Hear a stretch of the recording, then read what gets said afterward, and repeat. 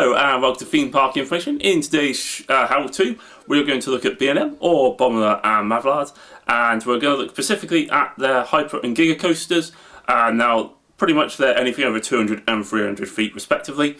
And the reason for it is because they actually have a very similar lap bar and restraint system to each other, and you can massively utilise it to get loads of airtime.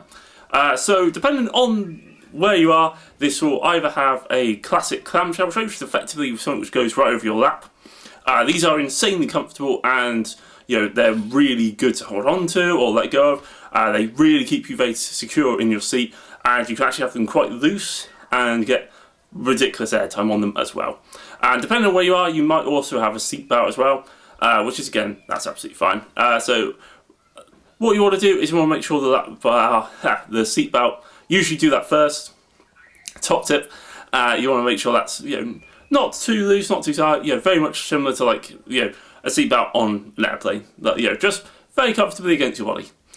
You then want to make sure you are sliding your backside forwards in the seat, folding your legs over, leaning back, effectively getting your bottom half of your back away from the seat rest. This way, when that bar is pushed all the way down, it engages with you a little bit earlier, and the great thing about these is they lock in place.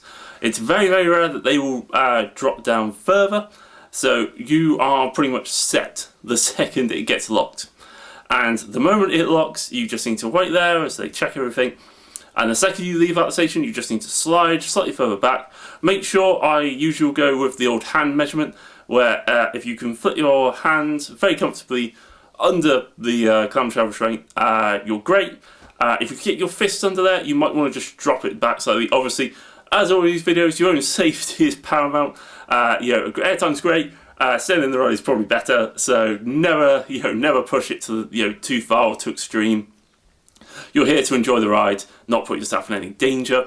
So yeah, just make sure it's all good. As I said, if you can fit your fist under there, you might want to just drop it back slightly. Obviously, it is up to you.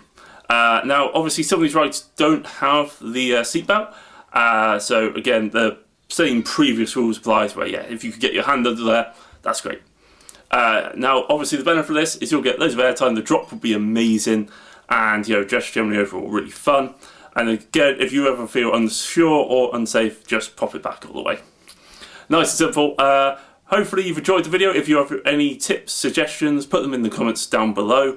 I look forward to hearing or reading them, and hopefully I'll catch you on the next video, and I'll see you guys there.